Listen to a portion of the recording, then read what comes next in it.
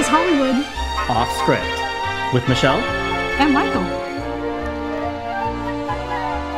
Hi, we're glad you're here and joining us. We're going to be talking about something called the code, or the Hays Code, or the production code, or the rating system, whatever you want to call it.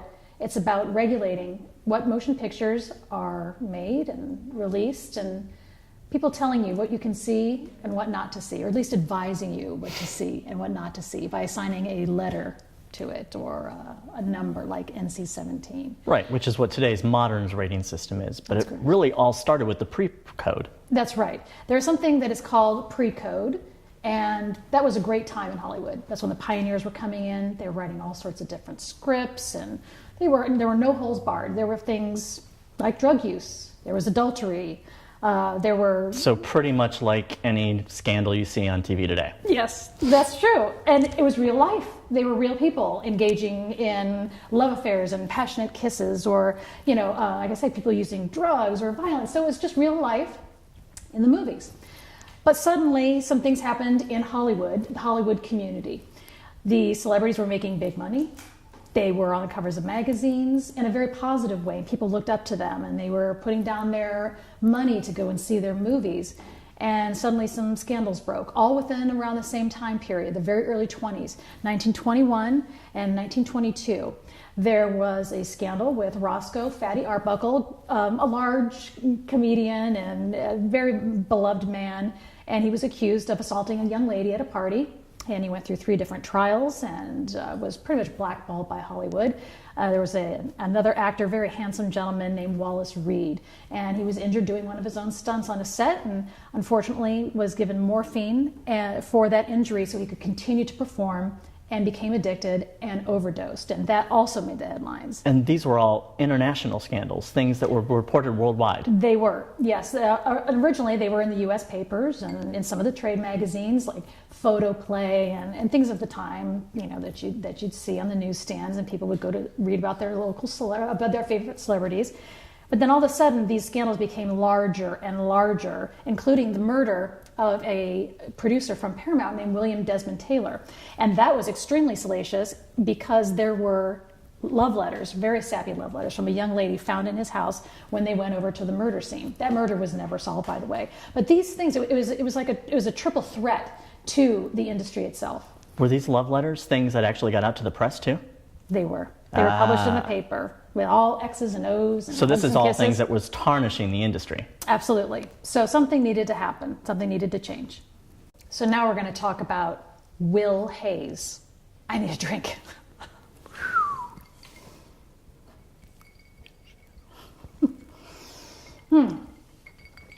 So Will Hays. A lot of you probably heard about the Hays Code, but the Hays Code was put into place by the studios. The public was in a panic, thinking, I don't want to go see these movies if these individuals are in it and they're sinning or they're doing things that are very unpleasant and causing these, terrible headlines and things. And the movie studios were panicking as well. So Will Hays was a gentleman that was the Postmaster General under President Harding.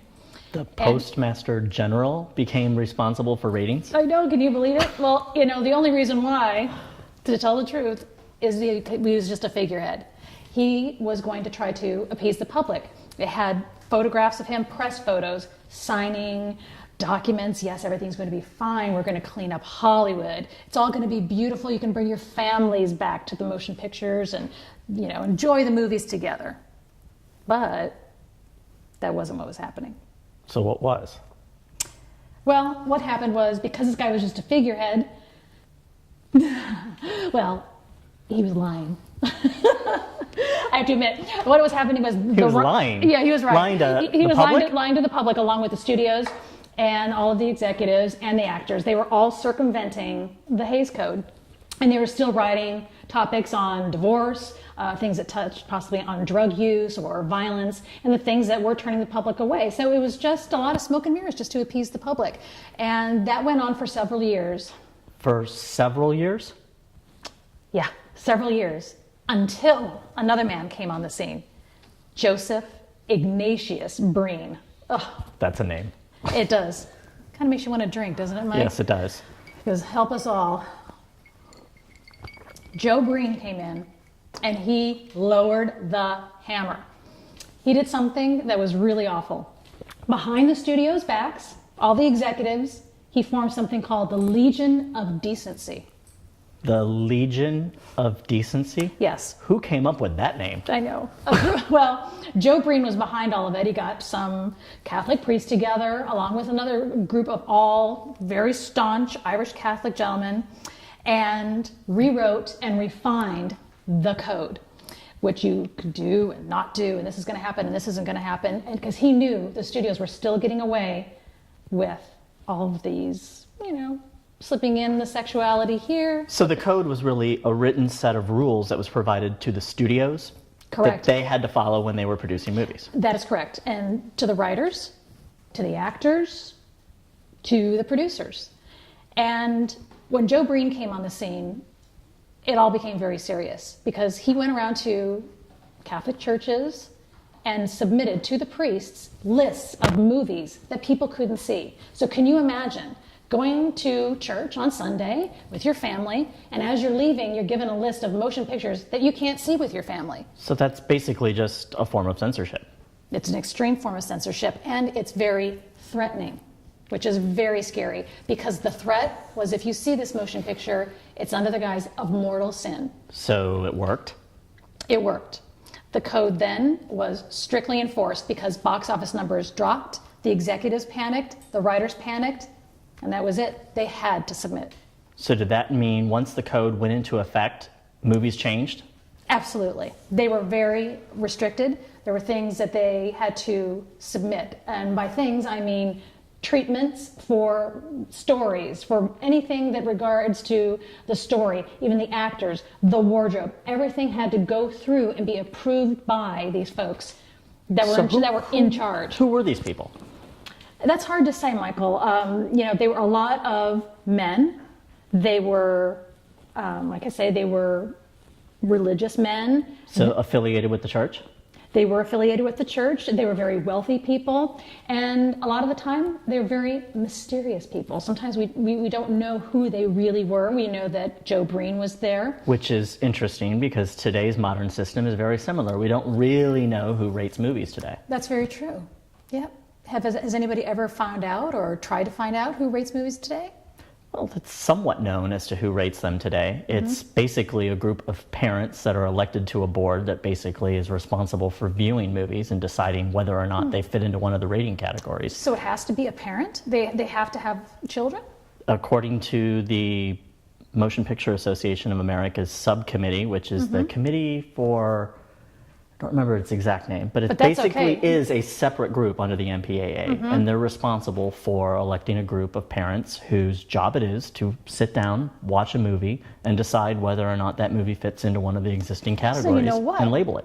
I just realized it's very, very similar to the old code. So what Joe Breen was doing, they were just electing these people that were probably parents or because they fell under a religious category, if they were Catholic or whatever. But they were a mysterious group of people, much like these. They fall into a category. They're parents, and they're mysterious. And they are deciding what we see and what we might not see, who can write what, really, truly stifling creativity and really promoting censorship. I just feel that the code nowadays is much more lax than it was back in the mid-30s, 1930s.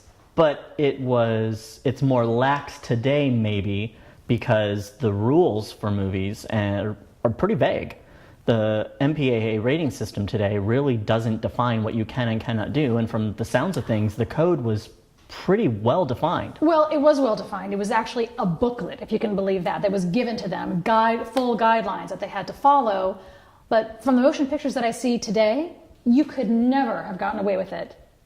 The things that they do today, the violence, the sexuality, and drug use references back when Joseph Breen and the Legion of Decency was involved with the code.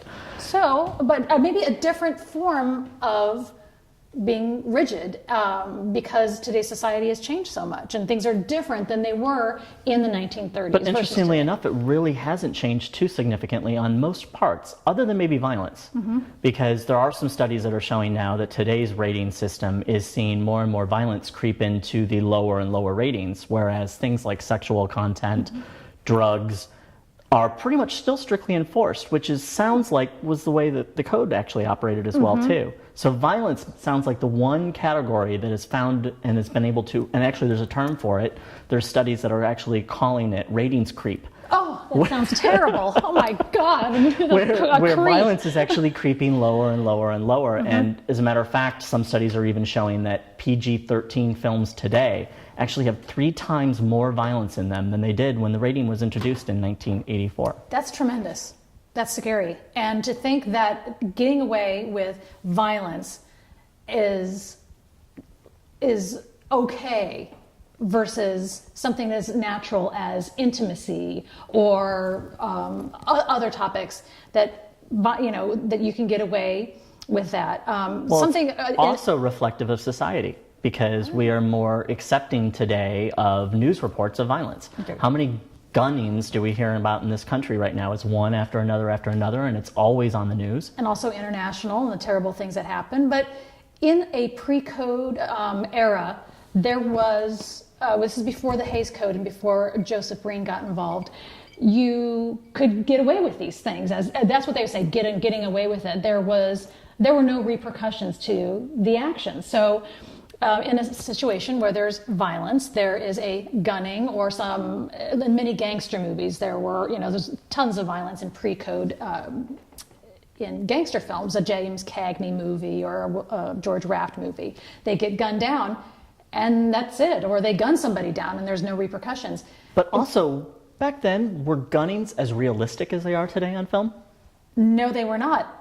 But I don't know if people really knew what realistic was back then, because they didn't have the 24/7 news that we have today to see the true blood and gore. We see war, we see gunnings, and of the 24/7 society and everything being filmed, you can actually see what it really looks like, which makes films even more hyper-real than they were back then. That's very true. And we've also become desensitized to it. Very we desensitized. don't care. We can show it on film, and it's like, well, I've seen that on TV last night, so it's no big deal that it's on the movie I'm going to today.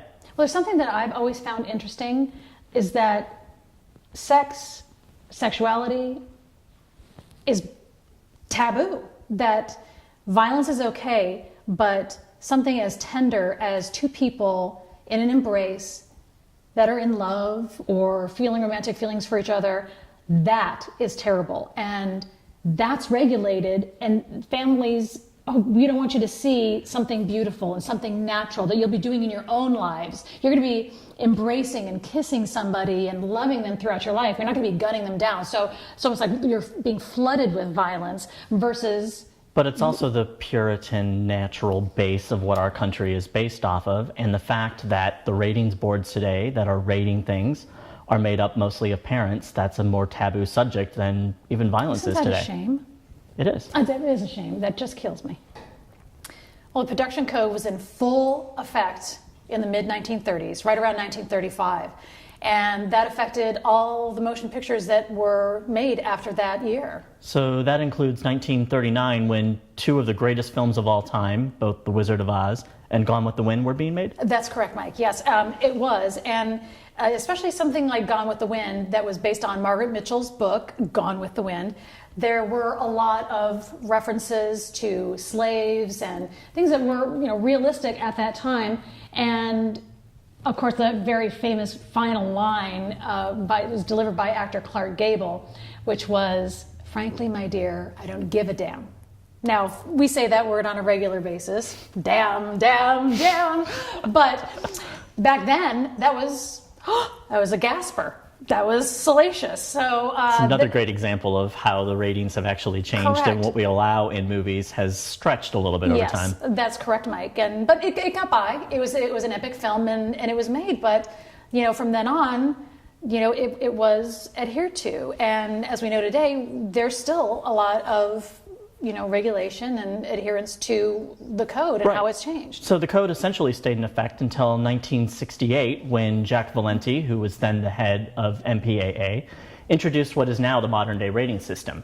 They introduced 4 rating codes at that point in time. They were G, one called M, R, and X. Now, Mike, I'm curious, what did M stand for? M was for mature audiences, and it's interesting because it didn't last very long. In 1970, it was actually changed from that point to GP. And M was considered by many studios to be too strong of a language, and they thought that it was actually turning off some of their audiences. That's interesting. So what was there an age cutoff that constituted mature? I don't believe they really had an age cutoff. It was just more of a general guideline, and because they used the word M and mature, it was just a little too strong of a language. So they wound up changing it in 70, and then in 1972 it changed yet again when GP was changed to PG. And then yet again in 1985, which actually is one of my favorite years. I was at that point in time, I'm going to date myself, I was 11 years old, and I got to see 2 great films at that time. Both of them were actually Steven Spielberg was involved with. Oh, which ones were they? Gremlins and Classic. Indiana Jones and the Temple of Doom. Oh, that's a great movie. Now, it's interesting because 1984, I was 11 years old, and actually my mom was pretty strict at that point in time. And during that time, PG was the only available rating. Both of those films were labeled with that. And if you saw Gremlins, you remember the gremlin getting blown up in the microwave. And that was a controversial moment? Some people considered it a little over the line for PG. Maybe just a little too grotesque. I don't know. To me, as a kid, it was like, yay, look, they just blew up an animal in the microwave. It was fun.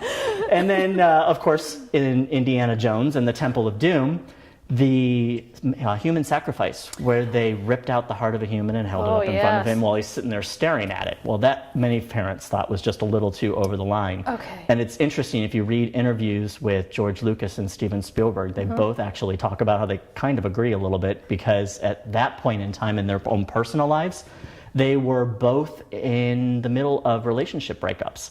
And so the movie they started to make actually got darker and darker and darker until what they finally released was there. And they both feel it's a little over the line. And the reason why I mentioned Spielberg on both of these is at that point in time, he kind of started to recognize the fact that the rating system had a big gap in it. You know, we had a PG rating and we had R, which was restrictive, and it was basically telling parents that if your child isn't 17 years old, That's right. then you need to be going to the theater with them. And Mike, don't you think that that really affected box office numbers as well? It did, big time. And as a matter of fact, many studios even stipulate what rating you must get when you're making your films, so that they fit in a certain category where they think they'll make back their money at the box office. And so Spielberg, probably both smartly so in a financial respect, and as well as a reasonable and responsible parent, recognized the fact that he needed to go ahead and find some way to counteract what was happening in the public's view of these films coming out that were maybe a little bit more violent or had a little more sexual content but didn't warrant an R rating. Well, so if you don't mind me saying, I really think that Spielberg, I've always thought of him as a master filmmaker, but he's also influenced the movie as an industry, because if he's affecting the ratings code and saying, you know, he's aware of it, it's just not about making the dollar or the artistry, that he's talking about bringing in money to the motion pictures and exposing the public to more, motion pictures, the things that he makes. It's not restricted to just that, 13 or 17-year-old or that gap. So they decided to close that gap. Well, I mean, his audience has always been kind of that little sweet spot at that point in time, at least. Most of his films were geared towards teenagers. 1982, of course, E.T. Everybody loves E.T. And that was actually part of the controversy. Let's straight to E.T. E.T. Phone home. Phone home. Yes, phone home. But in 1982, everybody saw E.T. And that had a huge audience at that point in time. And of course, every parent saw it. They knew what a Steven Spielberg film for kids was.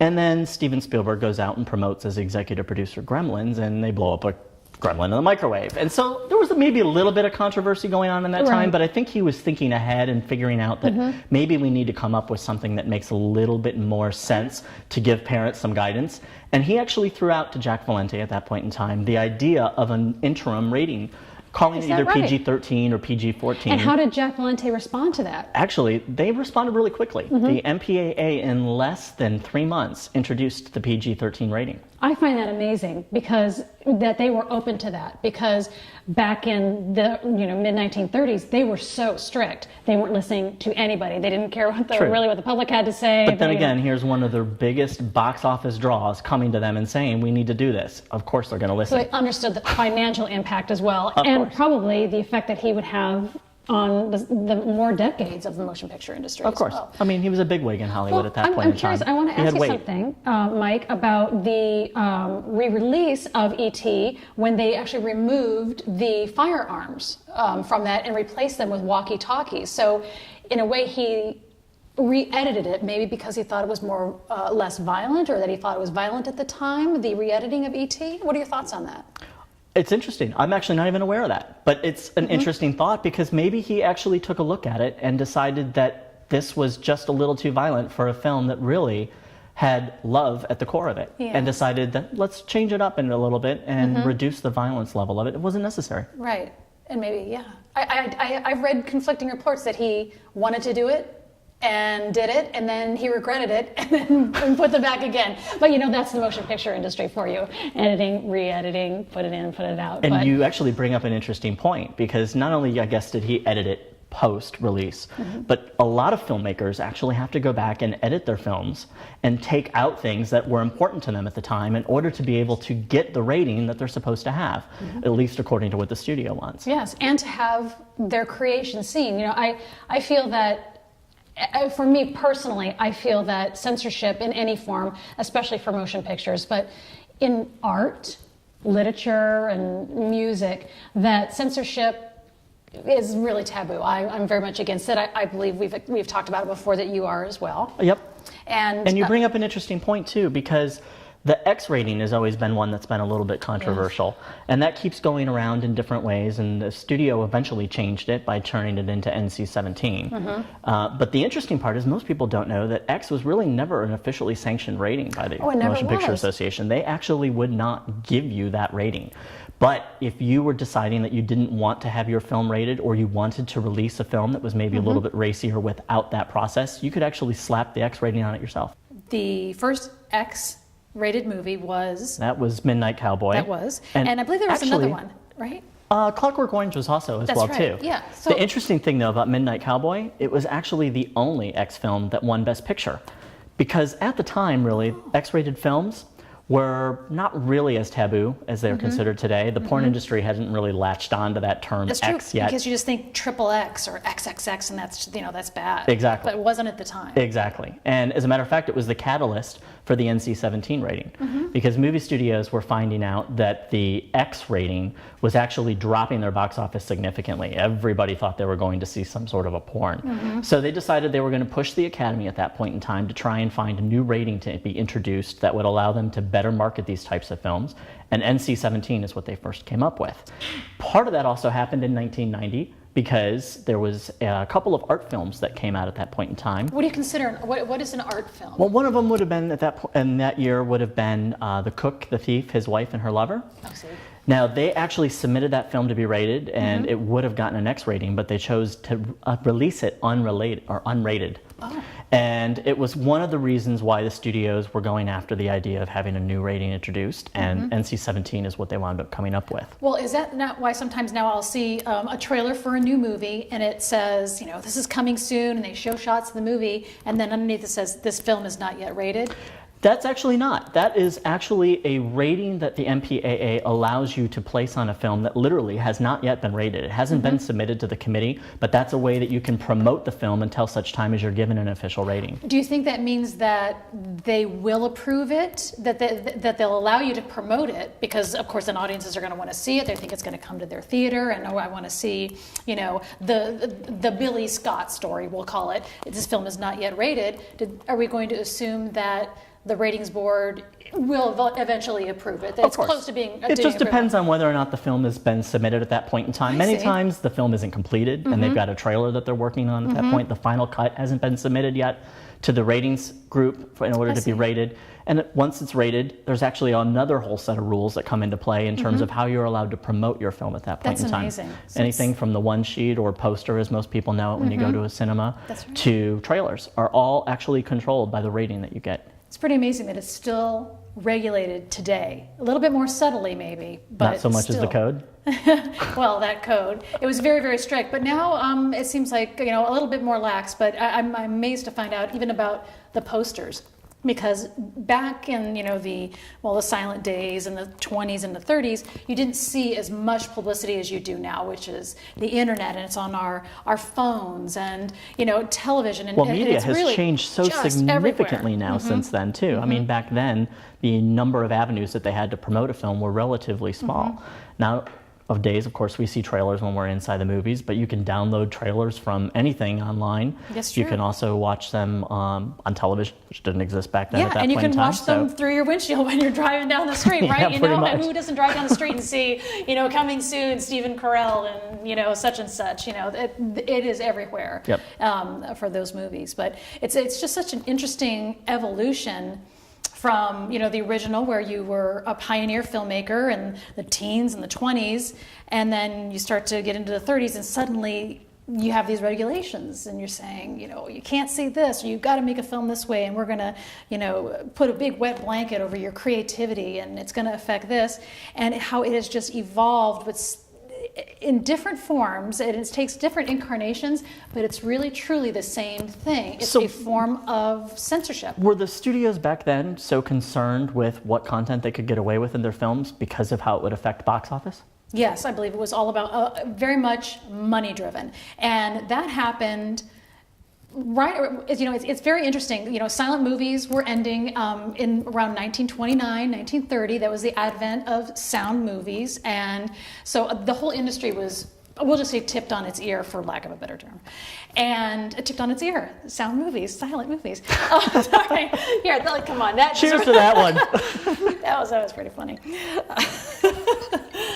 The interesting part of all of that is those same games are basically played today. So even studios today are really trying to find out whether or not their movie can maximize their box office potential. And NC-17 was obviously one way of doing that, getting rid of that X rating and the taboo label that X provided to them. But interestingly enough, NC-17 really hasn't done much for them. Even most films today that are rated NC-17 are not accepted by movie theaters. So the limited potential is because of the fact that they just can't get it out there to their audience. Mike, if you don't mind me asking, I do find something very interesting that happens when a movie comes out that may not be for general audiences, or just something that's going to bring in money and accelerate a stardom for somebody. It's released on the East Coast, then on the West Coast. So it will have an East and a West Coast release, and not a Mid-America release. So it'll start there. Is that sort of a testing ground, do you think? I don't actually know the answer to that, but I mean, I would imagine that the reason why would be something to do with demographics.